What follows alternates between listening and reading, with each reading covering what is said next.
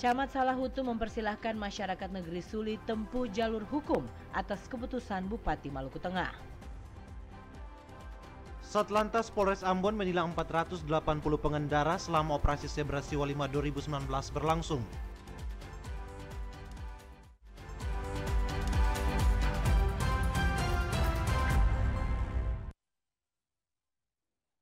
Selamat saudara, Maluku hari ini kembali hadir menyapa Anda melalui edisi penyiaran Rabu 6 November 2019.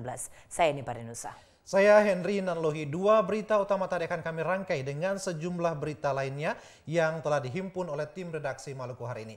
Baik saudara, kita awali berita pertama tentang tuntutan pergantian penjabat negeri Suli.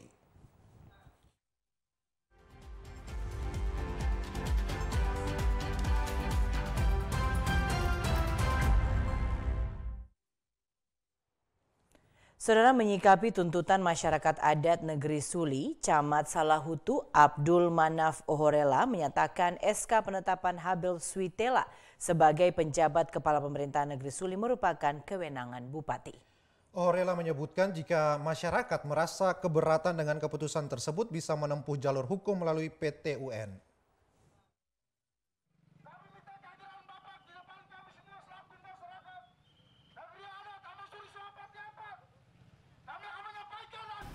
Keputusan Bupati Maluku Tengah Tua Sikal Abua dengan menetapkan Habel Switela menjadi penjabat kepala pemerintahan negeri Suli merupakan wewenang Bupati selaku pemerintahan kabupaten. Keputusan ini bukan keputusan sepihak dari kecamatan. Penegasan ini disampaikan Camat Salahutu Abdul Manaf Ohorela saat menemui warga masyarakat Suli yang melakukan unjuk rasa Selasa kemarin. Ohorela mengungkapkan selaku camat dirinya tidak mempunyai kewenangan untuk melantik pejabat kepala pemerintahan negeri Suli jika tidak ada keputusan dari Bupati. Agak sulit untuk kita menjelaskan seperti hari ini. Kalau terkait dengan persoalan keputusan Bupati Maluku Tengah tentang pengangkatan penjabat kepala pemerintahan negeri Suli, nomor 7 tahun 2000. Itu lantas salah satu jalan untuk membatalkan keputusan Bupati Maluku Tengah adalah lewat Pengadilan Tata Usaha Negara. Di sana itu bisa dibatalkan apabila memiliki kekuatan kuat. Bisa keputusan Bupati Maluku Tengah bisa dibatalkan dengan melalui Pengadilan Tata Usaha Negara. Itu. Ohorela meminta masyarakat negeri Suli yang merasa keberatan dengan keputusan Bupati menempuh jalur hukum melalui PT UN. Seiring dengan tidak terakomodirnya nama pejabat yang diusulkan Sanirin Negeri Suli sempat memunculkan gejolak di tengah masyarakat.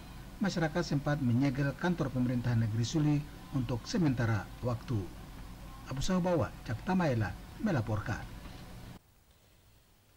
Informasi lain, saudara, Camat Teluti Kabupaten Maluku Tengah mengaku kualitas air bersih di ibu kota kecamatan itu sangat rendah. Hal ini disebabkan karena warga setempat memanfaatkan air sumur untuk memenuhi kebutuhan mereka.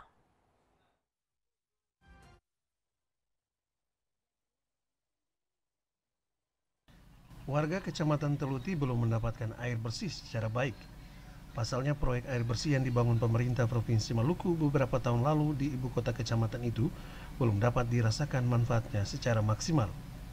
Proyek tersebut bila musim kemarau tidak dapat melayani ketersediaan air bersih warga setempat. Proyek itu hanya maksimal bila musim hujan. Hal itu diakui Camat Teluti Kabupaten Maluku Tengah Rustandi Wailisal. Akibatnya warga masih memanfaatkan air sumur yang rendah kualitasnya. Kondisi ini sangat berdampak pada kesehatan warga masyarakat di sana. Khusus di kota kecamatan ini pada tahun anggaran 2015 atau 2016 tidak salah, itu ada pengembangan air bersih dari pemerintah melalui APBD provinsi. Cuman terkendala dengan sumber air sehingga pada terutama pada musim panas itu sumber airnya kering sehingga tidak bisa melayani kebutuhan masyarakat terkait dengan kebutuhan air bersih. Pengakuan Camat Teluti Kabupaten Maluku Tengah itu disampaikan ketika tim ekspedisi kas keliling kantor perwakilan Provinsi Maluku berada di Desa Laimu beberapa waktu kemarin. Menurutnya, belum maksimalnya proyek air bersih di ibu kota Kecamatan Teluti itu disebabkan karena sumber air yang tidak memadai. Padahal bila dibangun agak jauh dari ibu kota kecamatan, kata Wailisal, debit airnya sangat memadai, baik ketika musim kemarau maupun musim hujan. Otnil Kotadini melaporkan. Sementara itu, Saudara, Satuan Lalu Lintas Polres Pulau Ambon dan Pulau-Pulau Lease menilang 480 pengendara selama pelaksanaan operasi Zebra Siwa 5 2019. Angka tersebut meningkat dibanding tahun sebelumnya.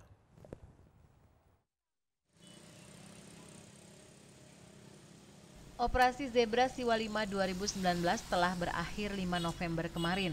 Selama 14 hari operasi berlangsung, Satuan Lalu Lintas Polres Pulau Ambon dan Pulau-Pulau Lease menilang sebanyak 480 pengendara dan teguran sebanyak 140 orang. Angka tilang dan teguran bagi pengendara itu mengalami kenaikan dibandingkan tahun 2018 lalu dalam operasi yang sama. Tahun lalu jumlah pengendara yang terkena tilang sebanyak 473 orang dan teguran 92 pengendara. Sesuai data yang tercatat di Satuan Lalu Lintas Polres Pulau Ambon dan Pulau-Pulau Lease, selama operasi Zebra berjalan, terjadi 2 kasus kecelakaan lalu lintas dengan jumlah korban mengalami luka berat sebanyak 2 orang. Tidak ada korban meninggal dunia dalam pelaksanaan operasi Zebra Siwa 5 tahun ini. Angka kematian akibat laka lantas pada operasi ini juga mengalami penurunan sekitar 50% dibandingkan tahun lalu, di mana tahun 2018 tercatat 3 kasus kecelakaan lalu lintas dengan 2 orang meninggal dunia, 1 luka berat dan 2 orang luka ringan. Setelah pelaksanaan operasi Zebra Siwa 5, Polres Pulau Ambon dan Pulau-Pulau Lease akan melanjutkan dengan menggelar operasi Antik. Christian Sipahelut Kurniawan melaporkan. Saudara, selembar uang kertas pecahan Rp100.000 diduga palsu ditemukan di Desa Laimu, Kabupaten Maluku Tengah. Uang yang diragukan keasliannya itu ditemukan oleh tim ekspedisi kas keliling kantor perwakilan Bank Indonesia Provinsi Maluku saat melakukan sosialisasi ciri-ciri keaslian uang rupiah di desa tersebut.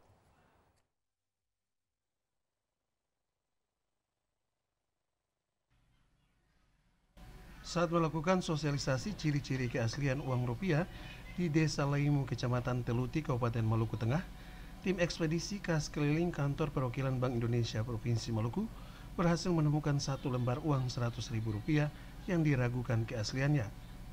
Uang yang diragukan keasliannya itu langsung diamankan petugas kasir kas keliling kantor perwakilan Bank Indonesia Provinsi Maluku. Uang tersebut berasal dari seorang ibu yang berdomisili di desa itu. Menurut pemilik uang yang diragukan, dirinya mendapatkan ketika terjadi transaksi jual beli di pondoknya. Salah satu kasir kantor perwakilan Bank Indonesia Provinsi Maluku, Jonathan Kawalu, mengatakan uang tersebut telah diamankan untuk diteliti lebih lanjut. Bila palsu, maka fisik uang tersebut akan diserahkan ke pihak kepolisian untuk ditindaklanjuti secara hukum. Pada hari ini kami menemukan uang yang diragukan dari masyarakat. Di sini kami menemukan 1 lembar uang palsu, uang diragukan keasliannya. Ini akan kami teliti lebih lanjut di Ambon. Untuk tindak lanjutnya, jika ini memang uang palsu, akan kami proses, kami administrasikan, dan fisiknya kami serahkan ke kepolisian. Sosialisasi ciri-ciri keaslian uang rupiah di Desa Laimu mendapat respon positif dari warga desa setempat. Camat Teluti, Rustandi Wailisal, berharap kegiatan ekspedisi kas keliling kantor perwakilan Bank Indonesia Provinsi Maluku dapat terus dilakukan di kecamatan itu. Permintaan Camat Teluti ini disebabkan karena akses untuk menuju ke bank yang ada di daerah itu cukup sulit. Bank Indonesia lebih ini lagi terkait dengan pelayanan dari sektor keuangan perbankan, karena memang ketemu di sini akses ke daerah-daerah ke kota, terutama di Tihoro maupun kota kabupaten kan agak jauh. Selain sosialisasi ciri-ciri keaslian uang rupiah, tim ekspedisi kas keliling kantor perwakilan Bank Indonesia perwakilan Maluku juga menyerahkan bantuan sosial kepada 2 sekolah. Kedua sekolah itu masing-masing SMA Negeri 1 dan SMA Negeri 3 Teluti. Bantuan tersebut diterima langsung masing-masing kepala sekolah. Otnil Kotadini melaporkan. Informasi lainnya, Saudara, realisasi penyerapan anggaran pembangunan secara fisik dan keuangan melalui APBD 2019 di Maluku hingga 31 Oktober 2019 telah mencapai lebih dari 90%. Penyerapan anggaran yang cukup tinggi itu diapresiasi positif oleh Komisi 3 DPRD Maluku.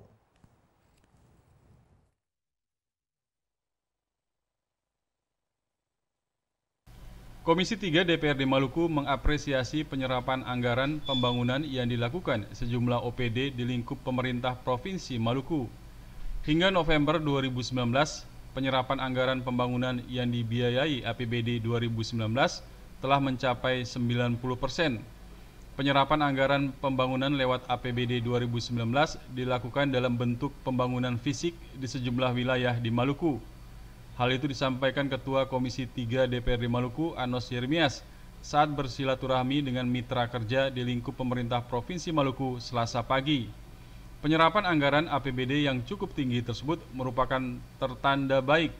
Untuk itu, publik tidak perlu ragu terhadap upaya pemerintah Provinsi Maluku untuk mewujudkan kesejahteraan bagi masyarakat di daerah ini.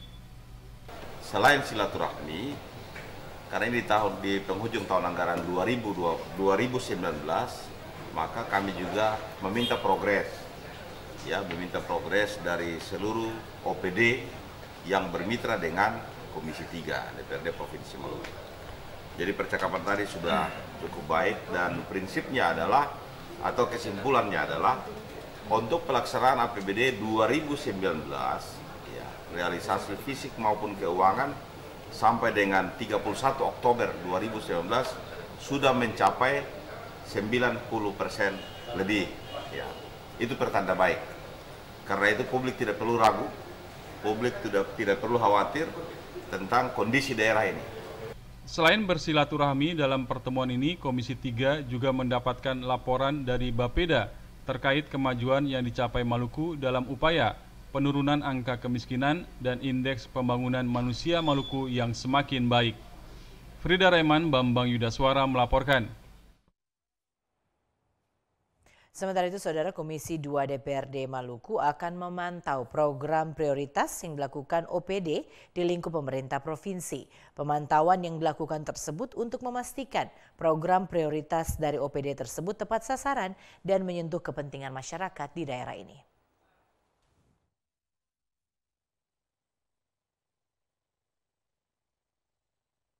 Setelah DPRD menetapkan RPJMD Provinsi Maluku tahun 2019-2024, Komisi 2 DPRD Maluku akan melakukan pengawasan dan pemantauan terhadap pelaksanaan program prioritas yang dilakukan OPD di lingkup pemerintah Provinsi Maluku. Pemantauan dan pengawasan yang dilakukan itu untuk memastikan program prioritas yang dilakukan OPD sesuai dengan visi dan misi Gubernur Maluku dalam mensejahterakan masyarakat di daerah ini. Hal itu disampaikan Ketua Komisi 2 DPRD Maluku, Nyonya Saudatua Kota Ted Hall, seusai memimpin rapat bersama dengan mitra di lingkup pemerintah Provinsi Maluku Selasa kemarin. Untuk memastikan pelaksanaan program prioritas dari masing-masing OPD, Komisi 2 DPRD Maluku juga akan melaksanakan rapat kerja dengan melibatkan OPD terkait yang bermitra dengan Komisi 2 DPRD Maluku. Dengan RPJMD kita yang sudah disahkan tadi malam, dan itu menjadi satu fokus dari Komisi 2 untuk bagaimana dalam fungsi pengawasan itu program apa saja yang akan dikembangkan sesuai searah dengan kebijakan gubernur, sesuai dengan arah visi dan misi gubernur. Karena ada 7 isu strategis yang dicanangkan oleh Pak Gubernur dan Wakil Gubernur melalui visi dan misi yang yang sudah dituangkan dalam RPJMD periodisasi 2019-2024. Komisi 2 DPRD Maluku berharap OPD yang bermitra dengan Komisi 2 diharapkan bisa menjalankan program prioritas di masing-masing OPD demi meningkatkan kesejahteraan masyarakat di daerah ini. Hal itu sejalan dengan visi misi Gubernur dan Wakil Gubernur Maluku, yakni Maluku yang terkelola secara jujur, bersih, dan melayani, terjamin dalam kesejahteraan dan berdaulat atas gugusan kepulauan. Frida Raiman, Bambang Yudaswara melaporkan. Kita menuju ke Seram Bagian Timur. Saudara Ketua DPRD Seram Bagian Timur dijabat oleh kader Partai Keadilan Sejahtera Nowaf Rumau. Rumau dilantik sebagai Ketua DPRD Seram Bagian Timur bersama 2 wakil ketua masing-masing dari Partai Golkar dan Partai Gerindra.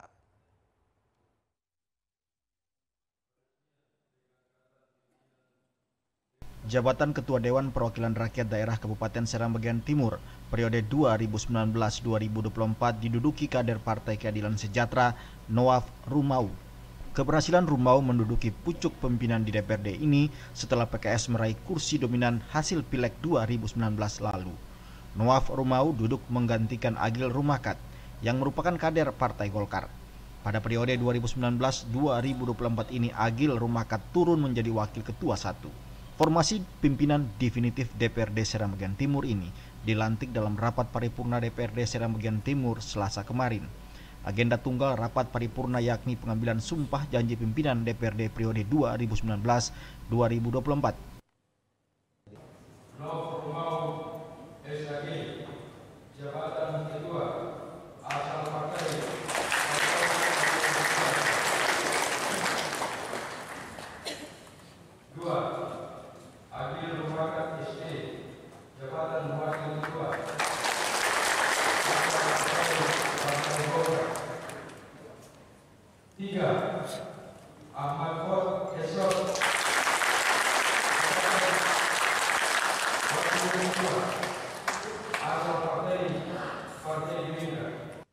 Selain Nowaf Rumau dan Agil Rumakat juga diambil sumpah dan janji wakil ketua, 2 yakni Ahmad Fot.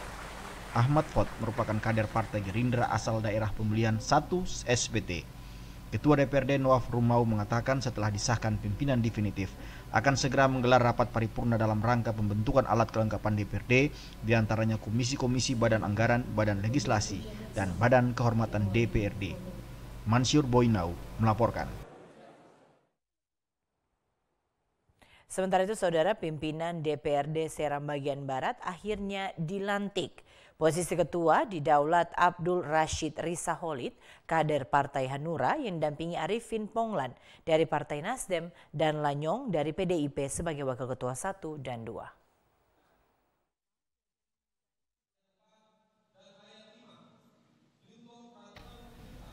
Pengesahan pimpinan definitif DPRD Seram Bagian Barat dilangsungkan dalam rapat paripurna pengucapan sumpah janji pimpinan DPRD Kabupaten Seram Bagian Barat masa bakti 2019-2024. Rapat paripurna dipimpin langsung Ketua DPRD sementara Abdul Rashid Risaholid. Sekretaris DPRD Jeffrey Lesi menyampaikan surat keputusan gubernur terkait keputusan penetapan Ketua DPRD Seram Bagian Barat periode 2019-2024. Posisi Ketua DPRD Seram Bagian Barat ditetapkan kepada sosok Abdul Rashid Risaholid, kader Partai Hanura.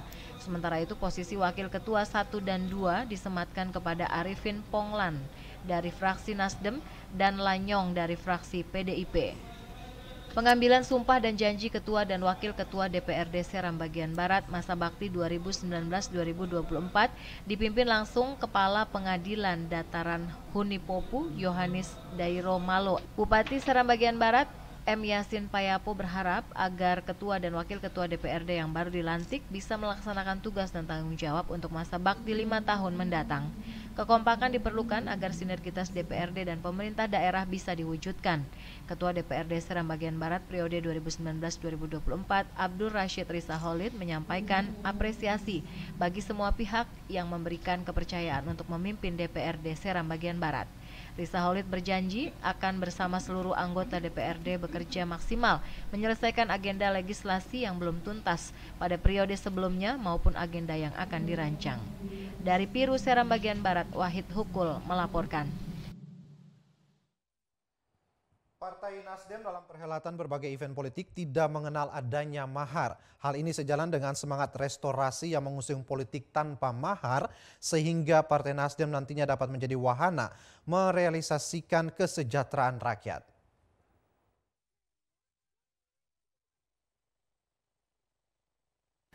Dalam berbagai event politik termasuk pilkada, Partai Nasdem tidak mengenal adanya mahar. Hal ini sejalan dengan semangat restorasi yang mengusung politik tanpa mahar. Komando Pemenangan Wilayah Maluku Partai Nasdem Rosita Usman menegaskan masalah itu pada pemaparan visi misi bakal calon bupati dan bakal calon wakil bupati Kabupaten Maluku Barat Daya, Kepulauan Aru, Buru Selatan dan Kabupaten Seram bagian Timur. Rosita Usman menyatakan visi misi yang disampaikan para bakal calon bupati dan bakal calon wakil bupati sebagai keharusan, bahan pembanding dan konsistensi para figur kepada Partai Nasdem maupun kepada rakyat. Ketua Dewan Pimpinan Wilayah Partai Nasdem Maluku Hamdani Laturua yang membuka pemaparan visi misi bakal calon bupati dan bakal calon wakil bupati di 4 kabupaten yang akan menghelat pilkada di tahun 2020 menguraikan momen ini sebagai ajang untuk sejauh mana mengukur integritas, kesiapan, ketulusan dan keikhlasan yang bersangkutan untuk membangun daerahnya.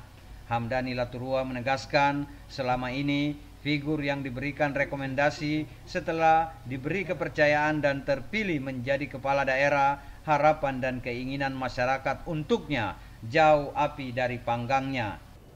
Alat politik dalam hal ini partai politik untuk itu termasuk Partai Nasdem bukan dijadikan alat untuk meraih kekuasaan, bukan.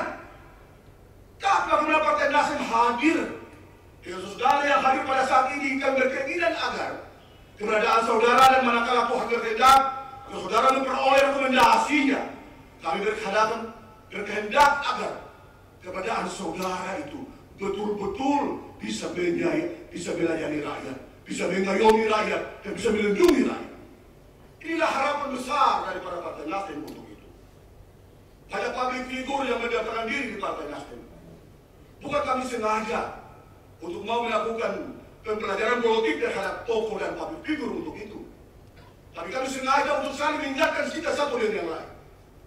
Terhadap dengan kompleksnya ilmu pengetahuan yang dia miliki, pengalaman yang dia geluti, belum tentu dia melakukan sesuatu yang benar. Bisa meletakkan yang benar di atas benar, yang salah di atas salah. Melalui pemaparan visi misi yang digelar, Ketua Dewan Pimpinan Wilayah Partai Nasdem Maluku Hamdani Laturua berharap momen ini dapat dijadikan wadah untuk menggumuli berbagai hal dalam merealisasikan kesejahteraan rakyat yang sejalan dengan semangat restorasi yang mengusung politik tanpa mahar. Boy Nahrum Edmond Tupan melaporkan.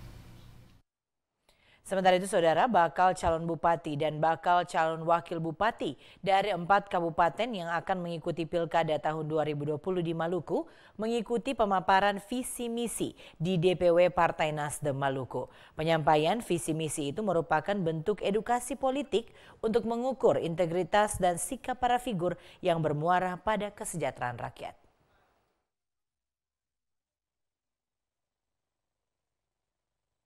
Puluhan bakal calon bupati dan bakal calon wakil bupati dari 4 kabupaten di Maluku yang mendaftarkan diri di Partai Nasdem mengikuti pemaparan visi misi. Dalam pemaparan visi misi yang dilaksanakan di Ambon menghadirkan sejumlah panelis yakni Yusuf Madubun, Nathaniel Elake, Ketua Dewan Pimpinan Wilayah Partai Nasdem Maluku Hamdani Laturua, dan sejumlah fungsionaris Dewan Pimpinan Pusat maupun Dewan Pimpinan Wilayah dan Dewan Pimpinan Daerah Partai Nasdem. Ketua Dewan Pimpinan Wilayah Partai Nasdem Maluku Hamdani Laturua menyatakan pemaparan visi misi itu akan menjadi referensi pihaknya untuk disampaikan ke Dewan Pimpinan Pusat sebagai salah satu ukuran untuk mendapatkan rekomendasi. Diuraikan, sesuai dengan jadwal pemberian rekomendasi dari Partai Nasdem ada pentahapannya, di mana hasil pemaparan visi misi itu juga akan menjadi acuannya. Dengan menyampaikan visi misi ini menjadi referensi kepada kami untuk kami bisa presentasikan di DPP terkait dengan bakal calon yang mereka daftarkan diri di Partai Nasdem untuk itu. visi misi ini pun juga salah satu ukuran untuk yang bersangkutan dapat diberikan rekomendasi untuk itu. Bukan saja alat ukur lembaga survei, tapi visi misi ini pun juga ukuran. Sehingga pada awalnya kami sampaikan buat mereka bahwa menyampaikan visi misi itu yang benar apa adanya dan ada ketulusan untuk bisa memperjuangkan semua hal yang dituangkan dalam visi maupun misi untuk itu. Esensi dari pemaparan visi misi itu adalah mengetahui sejauh mana komitmen para figur untuk membangun daerahnya dan konsistensinya terhadap Partai Nasdem bila nantinya diberikan rekomendasi dan terpilih menjadi kepala daerah. Partai ingin mendengar pikiran-pikiran calon bupati dan wakil bupati, karena dengan mendengar pikiran mereka kita bisa tahu pertama visinya dan komitmennya untuk membangun Buru Selatan, sehingga Partai Nasdem tidak memilih kucing dalam karung. Kita ingin mendengar seorang pemimpin yang nantinya kami usung menjadi calon bupati di Buru Selatan. Orang yang pertama punya visi yang jelas, punya misi yang jelas dan punya komitmen yang kuat untuk membangun Buru Selatan. Dengan segala keterbatasan dan problem yang ada di Buru Selatan, maka kita membutuhkan seorang pemimpin di Buru Selatan yang betul-betul punya komitmen moral dan punya komitmen untuk mempercepat aksesibilitas dan seluruh pembangunan yang ada di Buru Selatan. Pemaparan visi misi yang berlangsung di Ambon diawali oleh para bakal calon bupati dan calon wakil bupati dari Kabupaten Maluku Barat Daya, kemudian dari Kabupaten Buru Selatan, disusul Kabupaten Seram bagian timur dan Kabupaten Kepulauan Aru.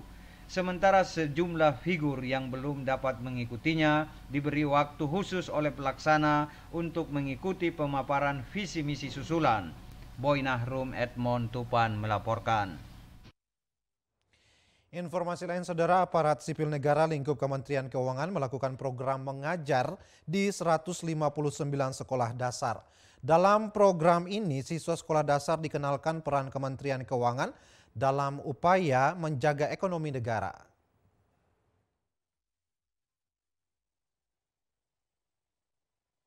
Dalam rangkaian peringatan Hari Uang ke-73, Kementerian Keuangan menyelenggarakan program Kemenkeu Mengajar.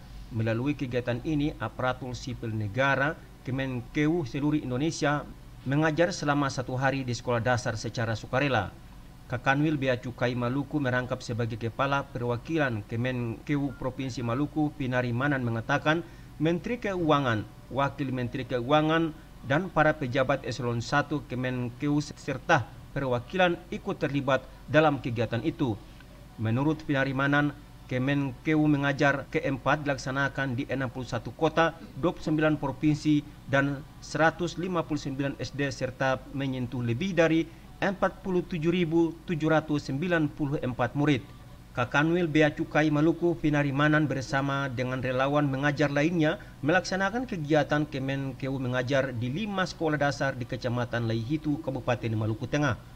Antara lain SD Negeri 2 Hila, SD Mamua Waitomu, SD Impres Waitomu, SD Negeri 1 Wakal, dan SD Negeri 2 Wakal.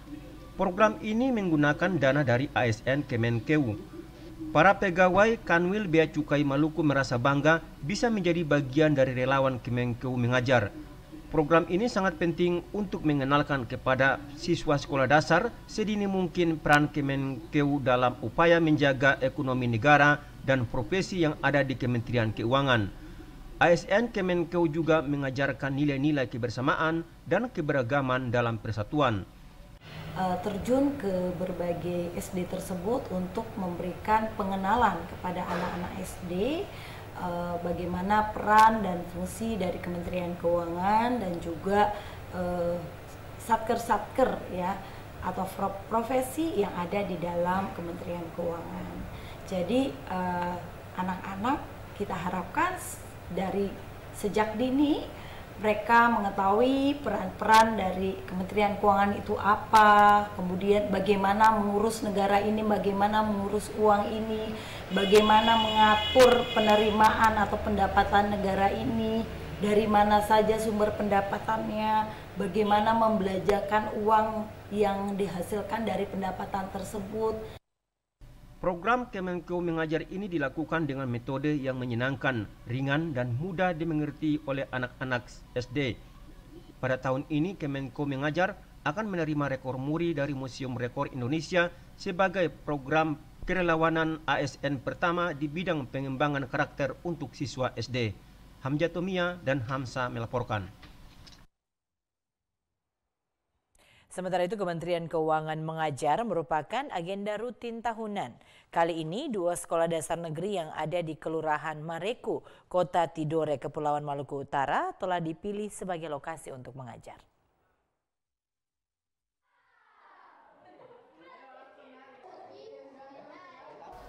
Aparatur sipil negara Kementerian Keuangan Mengajar ini dilakukan selama sehari. Program ini bertujuan untuk mengajarkan kepada siswa di sekolah dasar mengenai peran Kementerian Keuangan dalam menjaga ekonomi negeri. Selain itu juga mengenalkan profesi di Kementerian Keuangan yang sebelumnya tidak diketahui sama sekali para siswa di sekolah dasar. Para relawan juga mengajarkan nilai-nilai dan semangat Kementerian Keuangan seperti wawasan kebangsaan serta kiat-kiat untuk menggapai cita-cita. Kementerian Keuangan Mengajar telah memilih di 2 sekolah, yakni Sekolah Dasar Negeri 1 Mareku dan Sekolah Dasar Negeri 2 Mareku, Kota Tidore, Kepulauan. Kami harapkan bahwa dari anak-anak nanti ini akan muncul ekspor yang berasal dari daerah yang kami tuju ini.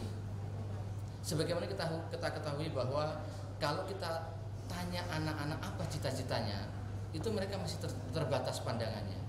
Dan inilah kesempatan kami untuk masuk ke mereka, sehingga apa yang kami sampaikan nanti bisa dalam benaknya bahwa ada sebuah profesi yang sangat penting bagi negeri ini. Kegiatan ini mengusung semangat kesukarelaan. Panitia bahkan tidak memungut biaya apapun dari sekolah. Begitupun pegawai yang mengikuti kegiatan mengajar ini sama sekali tidak mendapatkan pembayaran baik honor maupun SPPD. Di SD itu kan kebanyakan anak-anak itu kan mulai dari kelas 1 sampai kelas 6 itu berbeda-beda. Untuk yang kelas 1, kelas 2, dan kelas 3 mereka lebih ke anak-anak di mana dunianya mereka itu menempel, mewarnai. Jadi kita mengajarkan tentang Kementerian Keuangan itu secara menarik. Untuk yang kelas 4, 5, dan 6 itu kita mengajarkan bagaimana mereka itu mimpinya itu biar bisa tercapai. Kementerian Keuangan Mengajar ini diharapkan dapat semakin mengukuhkan Kementerian Keuangan sebagai institusi terdepan dalam membangun human capital dan mendorong peningkatan pengetahuan, keterampilan, dan keahlian. Dari Tidore, Maluku Utara, Rusdi Samsi melaporkan. Kita beralih ke informasi lain, antusias warga Laimu dalam kegiatan pengobatan gratis oleh tim kesehatan ekspedisi kas keliling kantor perwakilan Bank Indonesia Provinsi Maluku sangat rendah.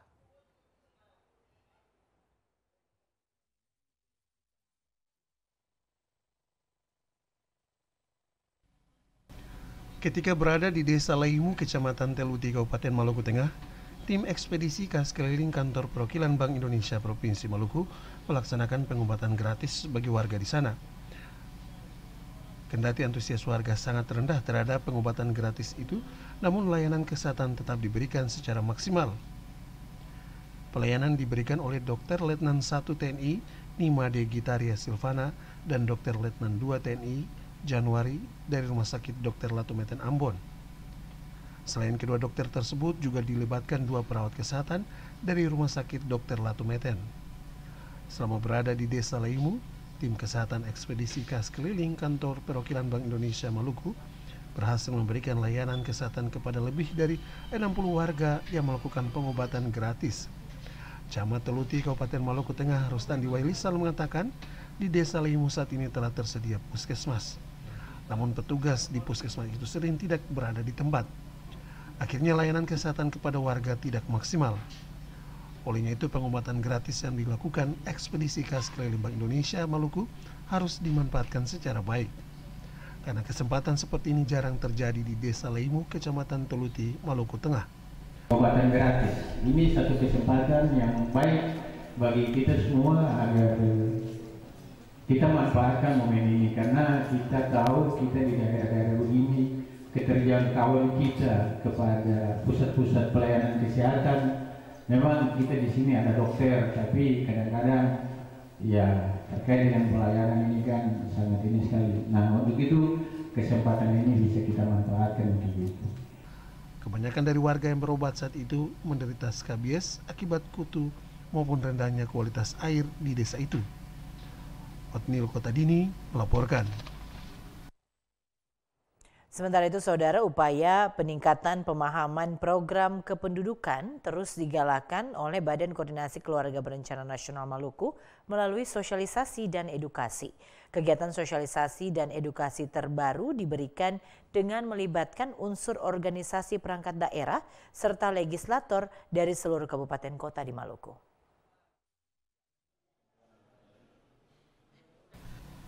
Edukasi dan sosialisasi terkait program kependudukan keluarga berencana dan pembangunan keluarga atau KKB-PK terus berlanjut. Melalui kegiatan ini, Badan Koordinasi Keluarga Berencana Nasional Maluku menggandeng unsur organisasi perangkat daerah dan kalangan legislator di seluruh kabupaten kota di Maluku. Selasa kemarin, kegiatan edukasi digelar BKKBN Maluku dalam label Forum Jejaring Kementerian Program Kependudukan Keluarga Berencana dan Pembangunan Keluarga tingkat Provinsi Maluku. Forum ini diikuti perwakilan OPD terkait seperti Dinas Kesehatan, Bapeda serta BKKB daerah. Yang menarik, forum ini juga menyertakan perwakilan legislator yang membidangi urusan kependudukan. Adapun tujuan pelaksanaan forum jejaring kementerian ini adalah untuk memberikan pemahaman mengenai advokasi, promosi, dan komunikasi informasi terkait dengan program kependudukan yang sementara digalakan pemerintah. Dalam forum ini disisipkan pemaparan materi dari OPD terkait, yakni BKKBN dan Bapeda Maluku. Kepala BKKBN Maluku dalam sambutan tertulis yang dibacakan Kepala Bidang Pembangunan Keluarga Freddy Kastanya mengatakan, urusan pengendalian penduduk merupakan urusan wajib yang tidak berkaitan dengan pelayanan dasar. Urusan ini menjadi tanggung jawab utama BKKBN dalam implementasi di lapangan. Untuk memuluskan tugas ini, BKKBN bersinergi dengan mitra terkait agar program pengendalian kependudukan bisa berjalan sesuai target waktu. Dikatakan program yang terus digalakan pemerintah, yakni program kependudukan, keluarga berencana, dan pembangunan keluarga, sejatinya mengarah pada tujuan proporsionalisasi pemetaan wilayah dan penduduk dengan melibatkan unsur terkait di tiap daerah sebagai bahan referensi dalam pengukuran pertumbuhan secara periodik. Mengoptimalkan pemahaman terus dilakukan BKKBN Maluku dengan menggandeng kalangan legislator daerah serta OPD terkait. Untuk wilayah Maluku, kegiatan edukasi terus bergulir. Wujud edukasi diberikan dalam forum jejaring kemitraan bersama unsur legislator dari seluruh kabupaten kota di Maluku. Keterlibatan legislator dianggap penting karena dari para legislator juga disosialisasikan terkait dengan pemahaman program KKB-PK secara berjenjang. Misi ini pun diimplementasikan BKKBN Maluku yang mengikutkan perwakilan legislator daerah dalam forum jejaring kemitraan ini. Nah, di sini kita libatkan forum legislatif, terutama anggota DPRD Kabupaten Kota, untuk bagaimana bisa bersama-sama kita melihat program kependudukan keluarga berencana dan pembangunan keluarga di Kabupaten Kota ini bisa berjalan dengan baik. Ya. Jadi tujuan kita ini karena memang KB ini bagaimana kita bisa menggaungkan kembali ya program ini seperti pada masa Orde Baru. Kalau memang Orde Baru itu kalau BKKBN itu kita perintah dari atas langsung sampai di kabupaten kota bahkan sampai di desa. Tapi dengan adanya era reformasi ini maka kita harus membangun jejaring kerja, apalagi di kabupaten kota ini kita sudah otonom ya. Terkait kegiatan forum jejaring kemitraan disambut baik OPD teknis yang berkaitan langsung dengan program kependudukan.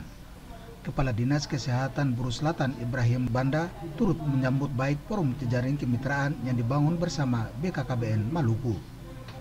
Forum ini menurut Banda bisa adanya kesepahaman tentang konsep pendataan penduduk dengan segala variabel pendukungnya.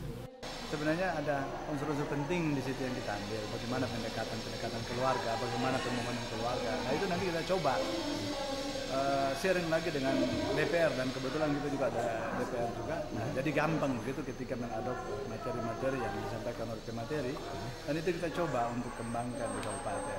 Sebenarnya sasarannya itu adalah bagaimana pembangunan keluarga. Dalam forum jejaring kemitraan ini diisi dengan pemaparan materi seputar data kependudukan dan pembangunan keluarga. Pemateri yang dilibatkan dari Dinas Pengendalian Penduduk BKKBD Ambon dan Bapeda Maluku, serta forum jejaring berasal dari perwakilan legislator daerah seluruh kabupaten kota di Maluku dan OPD terkait lainnya. Yasir Tuarita, Lamarunga, melaporkan. Tim ekspedisi KAS keliling kantor perwakilan Bank Indonesia Provinsi Maluku Jumat pekan kemarin telah kembali di Kota Ambon. Dalam ekspedisi itu, tim berhasil melaksanakan tugas dan tanggung jawab yang diemban secara baik dan berhasil seluruhnya.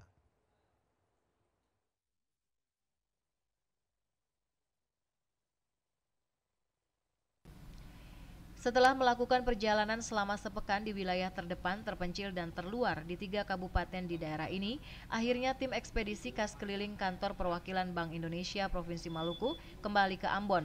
Kedatangan tim ekspedisi KAS keliling kantor perwakilan Bank Indonesia Provinsi Maluku itu disambut Wakil Komandan Lantamal 9 Halong, Kolonel Marinir Supiono, beserta Kepala Tim Kantor Perwakilan Bank Indonesia Provinsi Maluku Teguh Priyono. Ketika menerima tim ekspedisi kantor perwakilan Bank Indonesia Provinsi Maluku, Wakil Komandan Lantamal 9 Halong Kolonel Marinir Supiono memberi apresiasi atas kedatangan tim ekspedisi ini. Ekspedisi ini, kata Supiono, terlaksana atas kerjasama TNI Angkatan Laut, dalam hal ini Lantamal 9 Halong dengan kantor perwakilan Bank Indonesia Provinsi Maluku. Kegiatan ini sangat penting bagi masyarakat untuk mengetahui ciri-ciri keaslian uang rupiah, serta mendapatkan layanan kesehatan yang baik dari tim ekspedisi dimaksud. Kegiatan ekspedisi KAS keliling ini merupakan wujud kerjasama yang dilaksanakan oleh TNI Angkatan Laut dan dalam hal ini Lantamal 9 dengan Bank Indonesia. Selain melakukan pelayanan penukaran uang kertas yang sudah lusuh dengan uang rupiah baru, tim BI juga menggelar sosialisasi cara mengenali keaslian uang rupiah kepada masyarakat agar tidak menjadi korban penipuan uang palsu, termasuk dengan layanan kesehatan masyarakat. Ketua Tim Kantor Perwakilan Bank Indonesia Provinsi Maluku, Teguh Triyono, mengatakan sebelumnya ekspedisi yang dilakukan dengan KRI IRU merupakan kerjasama kantor pusat dengan Angkatan Laut. Dirinya berharap kerjasama ini dapat dirasakan oleh masyarakat maupun Tentara Nasional Indonesia dalam menjaga keutuhan NKRI. Dalam ekspedisinya itu, tim ekspedisi berhasil melayani kesehatan warga lebih dari 500 orang, sementara uang yang dibawa sebesar 2 miliar rupiah. Dari jumlah tersebut, masyarakat menukar uang lusuh dan uang kertas pecahan kecil sebesar 1.875.000.000 rupiah. Ini menandakan masyarakat sangat antusias, sementara penyaluran bantuan sosial seluruhnya tersalurkan. Pelayanan kali ini memang di 6 titik, ya, dengan total pelayanan masyarakat yang mengikuti kegiatan pengobatan gratis itu sekitar 541 orang. Ya. Nah, ini 5 juta. Jadi kalau dipresentasikan itu sudah 94%. Ya. Kalau dari catatan kami ini termasuk yang tertinggi, Pak. Jadi alhamdulillah saudara-saudara kita di daerah juga berarti antusias Pak memanfaatkan tidak hanya tadi pengobatan gratis, ya, penukaran uang juga alhamdulillah dioptimalkan. Ya. Kemudian untuk realisasi ke PSBI-nya Bank Indonesia juga kami dapat informasi semua tersalurkan sesuai dengan perencanaan dan koordinasi kita.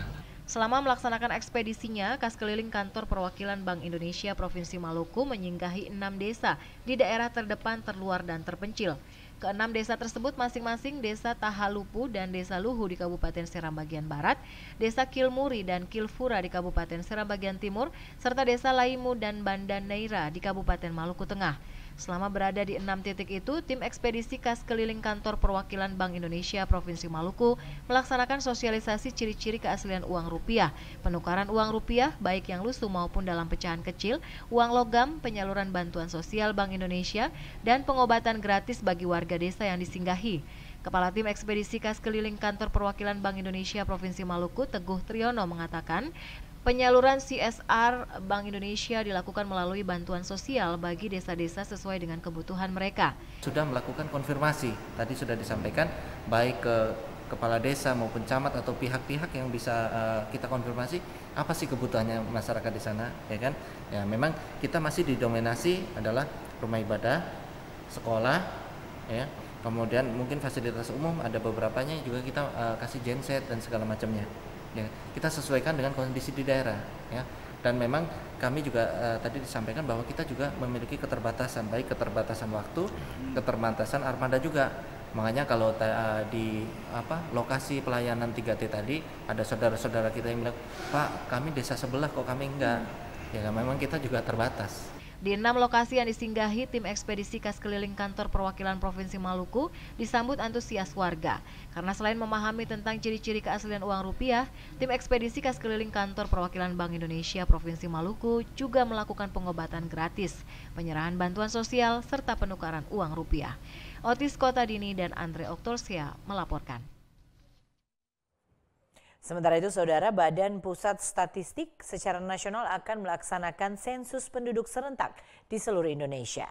Sensus yang digelar 10 tahun sekali ini untuk pertama kalinya menggunakan metode online.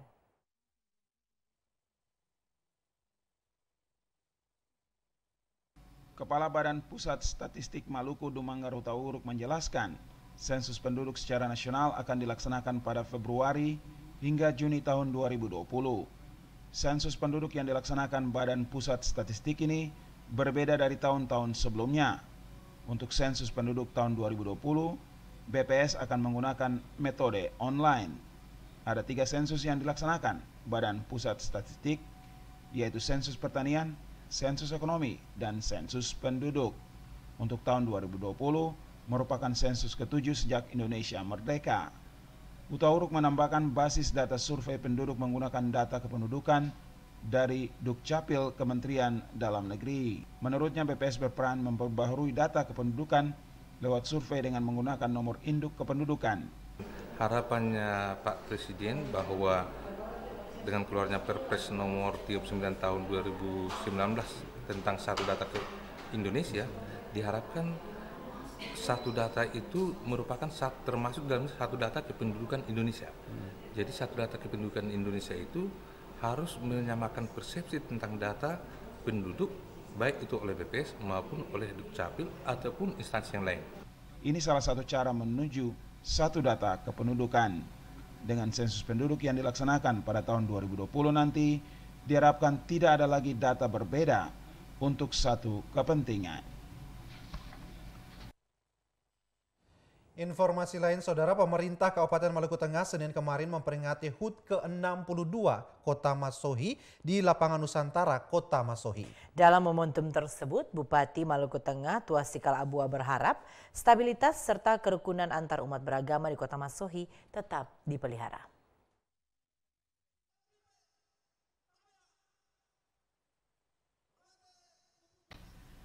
Upacara peringatan Hari Ulang Tahun Kota Masohi yang ke-62 tahun diawali dengan penyerahan Pataka Pamahanunusa yang diarak pasukan Cakalele didampingi perwakilan Latupati dan Inalatu. Peringatan HUT ke-62 Kota Masohi yang berlangsung sederhana itu turut dihadiri unsur TNI Polri, Lembaga Pendidikan, Camat dan Forkopimda Kabupaten Maluku Tengah. Bupati Maluku Tengah Tuasikal Abua dalam amanatnya mengulas kembali perjuangan para perintis dan pendiri Kota Masohi yang turut memberikan pikiran dan gagasan sehingga Kota Masohi dapat lahir, maju dan sejajar dengan daerah lainnya di tanah air. Dalam momentum sederhana itu, Tuasikal mengungkapkan keprihatinan Pemkab Maluku Tengah atas bencana yang menimpa sebagian wilayah Maluku Tengah. Untuk itu dirinya mengharapkan doa dari seluruh masyarakat agar daerah ini dijauhkan dari bencana. Selain itu, Bupati Tuasikal Abua juga mengajak warga Kota Masohi untuk tetap menjaga stabilitas serta memelihara keharmonisan antar umat beragama. Menurut Tuasikal, Kota Masohi harus menjadi rumah bagi siapa saja, sesuai dengan misi pemerintahan kabupaten, yaitu menjadikan Maluku Tengah sebagai jendela Indonesia Timur.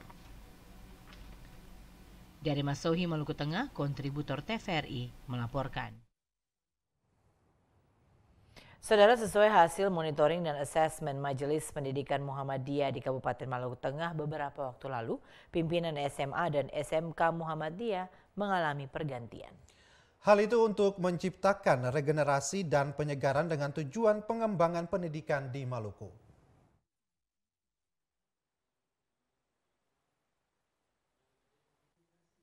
Jabatan 3 kepala sekolah menengah atas dan 1 SMK di Kota Masohi, Kabupaten Maluku Tengah yang berada di bawah naungan Perserikatan Pendidikan Muhammadiyah Maluku, Sabtu pekan lalu diserah terimakan dengan jabatan kepala sekolah yang baru.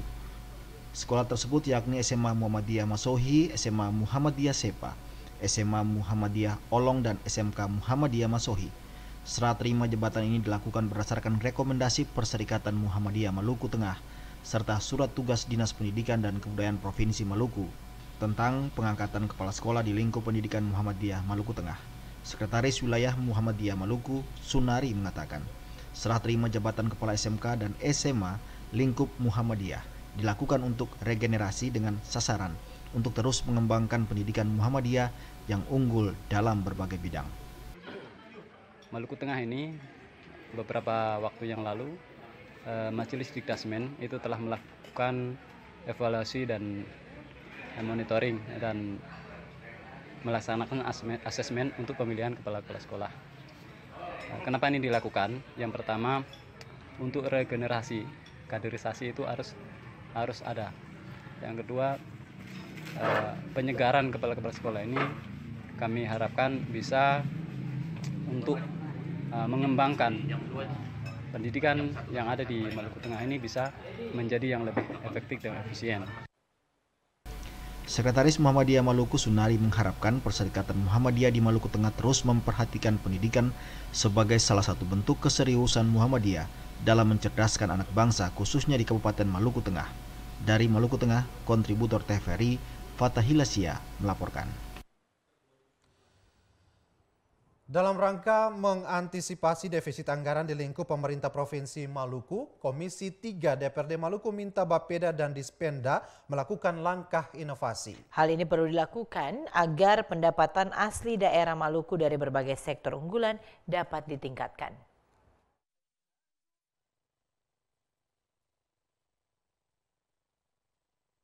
Sejumlah sektor unggulan Provinsi Maluku seperti pariwisata, perikanan, pertanian, dan perkebunan menjadi sektor yang dapat menyumbangkan PAD bagi Maluku. Namun beberapa sektor tersebut hingga kini belum dikelola secara baik bagi peningkatan PAD.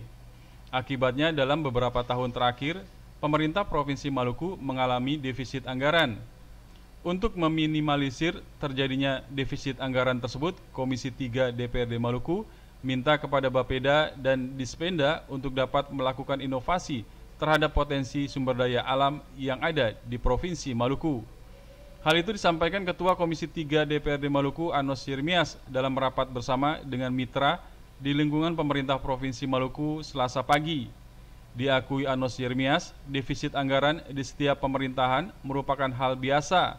Defisit yang terjadi di Maluku disebabkan target PAD yang ditetapkan tidak tercapai.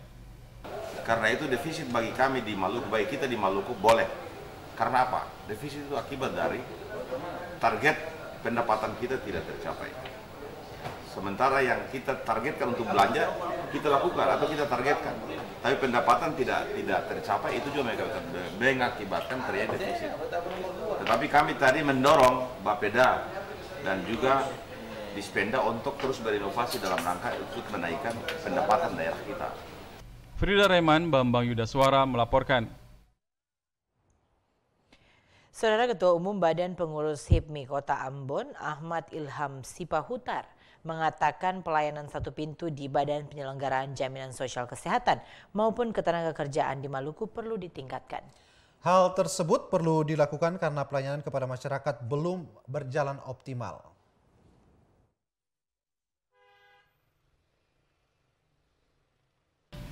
Kehadiran BPJS Kesehatan maupun Ketenagakerjaan di Maluku membawa dampak positif terutama bagi masyarakat yang membutuhkan pelayanan kesehatan maupun ketenagakerjaan. Namun di satu sisi pelayanan yang diterapkan terhadap pengguna masih jauh dari harapan masyarakat. Pelayanan yang diberikan Badan Layanan Masyarakat ini dianggap belum diterapkan secara baik. Ketua Umum Badan Pengurus Himpunan Pengusaha Muda Indonesia Cabang Ambon, Ahmad Ilham Sipahutar, mengatakan sistem pelayanan satu pintu yang diterapkan dua badan layanan tersebut perlu dimaksimalkan agar masyarakat bisa memperoleh haknya secara baik dan transparan. Saya mau bilang sistem di BPJS Kesehatan ini bagi kami sangat memberatkan bagi kami. Karena apa? Tidak ada off, tidak ada toleransi. Jadi kalau kita sudah ikut hari ini berapa di KK masuk semua, Pak Wakil Wali Kota Bawasari. Sehingga bulan ke depan kita tidak bayar, itu kita tidak bisa pakai fasilitasnya lagi. Nah, sehingga tahun depan mau izin usaha di Kota Madia minta juga rekomendasi BPJS. Ini jadi beban kita. Sehingga 10 tahun, 5 tahun ada teman saya dari Buton kebetulan, dia ini kan mamanya di Buton berobat, kemudian pakailah fasilitas BPJS. Kan dikasih masuk KK, dia kerja di saya. Tanpa sadar pas saya mendaftarkan dia menjadi karyawan BPJS, tunggakannya sudah 10 tahun.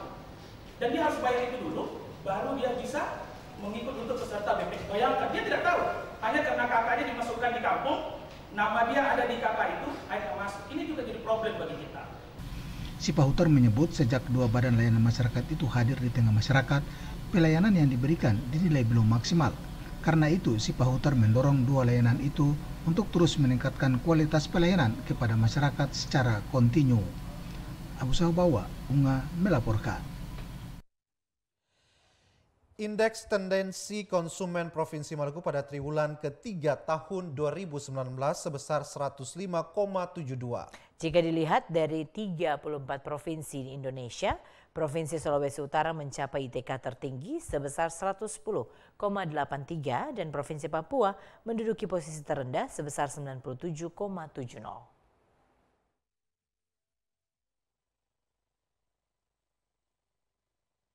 Hal itu dikemukakan Kepala Badan Pusat Statistik Maluku Dumangar Utauruk kepada sejumlah wartawan di kantor BPS Provinsi Maluku Selasa kemarin.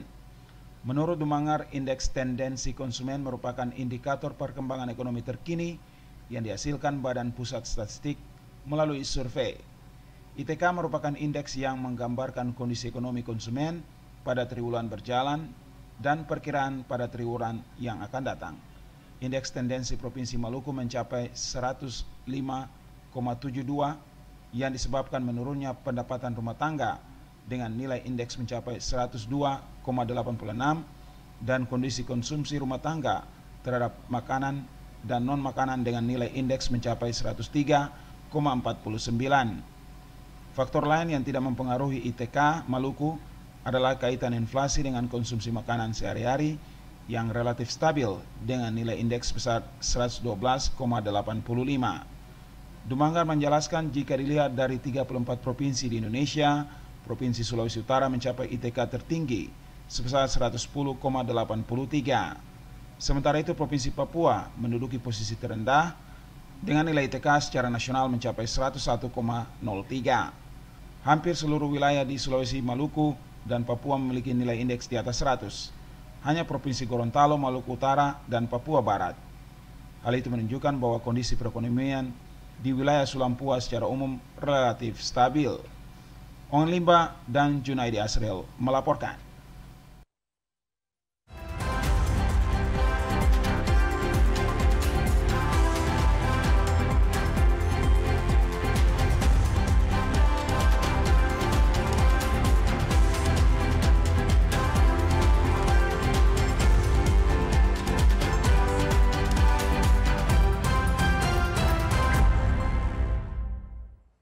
Saudara, informasi tadi mengakhiri kebersamaan Anda dengan kami dalam program Maluku Hari Ini. Dan sebelum berpisah kami ingatkan tetap saksikan Maluku Hari Ini setiap harinya pada pukul 19.00 waktu Indonesia Timur. Akhirnya kami yang bertugas mengucapkan terima kasih atas kebersamaan juga perhatian saudara dan sampai jumpa.